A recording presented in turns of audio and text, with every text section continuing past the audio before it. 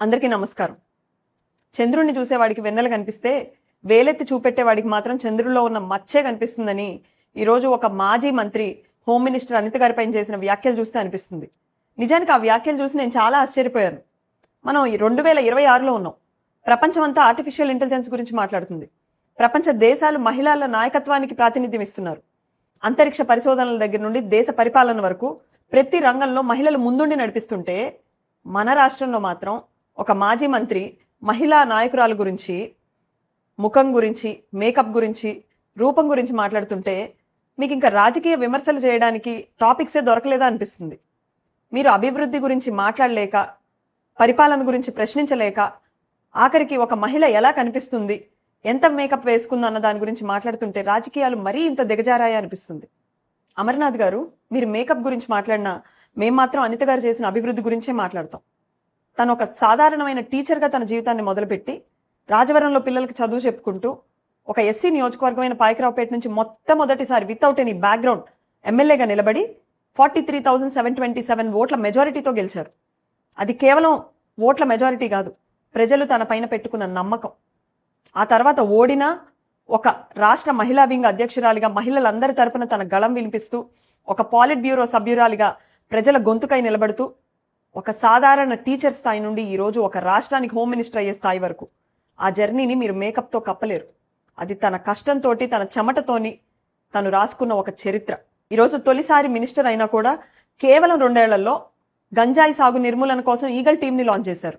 Anti narcotic task ఫోర్స్ని arrange చేశారు. 6,100 police పోస్టులను recruitment చేశారు. నేరాల నిర్మూలన కోసం రాష్ట్ర వ్యాప్తంగా 1,00,000 సీసీటీవీ కెమెరాలను ఏర్పాటు చేశారు. టెక్నాలజికల్లీ అడ్వాన్స్డ్ పోలీస్ స్టేషన్స్ని లాంచ్ చేశారు. ఈరోజు ఆంధ్రప్రదేశ్లో నేషన్ వైడ్గా లా అండ్ ఆర్డర్ని మెరుగైన స్థానంలో నిలబెట్టారు. ఆమె elite grey hounds operational capabilities పైన అర్ధరాత్రి వరకు సమీక్షలు చేస్తుంటే మీరు మాత్రం ఆవిడ వాడే మేకప్ పైన సమీక్షలు చేసి గోడలకు రాసే పుట్టిలా ఉందని ఎద్దేవా చేస్తారా? అవును, అనిత గారు పుట్టి వాడుతున్నారు. కాకపోతే మీరు అనుకున్నట్టు ముఖానికి కాదు. తమరి ప్రభుత్వ హయాంలో బీటలు వారిన రాష్ట్ర రక్షణ వ్యవస్థకు ఆవిడ పుట్టి పెడుతున్నారు. మీరు ఆమెను ఎదుర్కోవాలంటే ఆమె తెచ్చిన అవకాశాల గురించి, సాధించిన ఫలితాల గురించి మాట్లాడండి. మేకప్ గురించి మాట్లాడడం చాలా సులభం, కానీ ఒక రాష్ట్ర రక్షణ వ్యవస్థకి అండగా నిలబడటం చాలా కష్టం.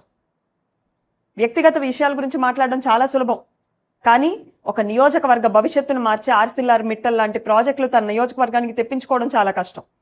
మీరు ఆమె ముఖాన్ని చూశారు, ఆమె బ్రెయిన్ పవర్ని చూడలేకపోయారు కాబట్టే మాజీ మంత్రిగా మిగిలిపోయారు. వారు ఈరోజు ఆంధ్రప్రదేశ్ హోమ్ మినిస్టర్గా నిలబడ్డారు. అమర్నాథ్ గారు, మీరు ఈరోజు అవమానించింది కేవలం అనిత గారిని కాదు, రేపటి రోజున ఉన్నత స్థాయికి వెళ్లాలని కలలు కనే ప్రతి ఆడపిల్లని, ఎండనక వాననక కష్టపడే ప్రతి ఉద్యోగిని. ఈరోజు మీరు ఎంత కష్టపడ్డా, ఎంత ఎదిగినా, ఒక రాష్ట్రానికి హోమ్ మినిస్టర్ అయినా మీరు సాధించిన ఫలితాలని, మీ పనితీరుని చూసి కాదు, మీ ముఖం రంగుని, మీ మేకప్ను చూసే మేము మాట్లాడతామన్న మెసేజ్ని మీరు ఈరోజు ఈ రాష్ట్ర మహిళలకు అందించారు. జనాభాలో 50% ఉన్న మహిళలు ఇది గమనిస్తున్నారు.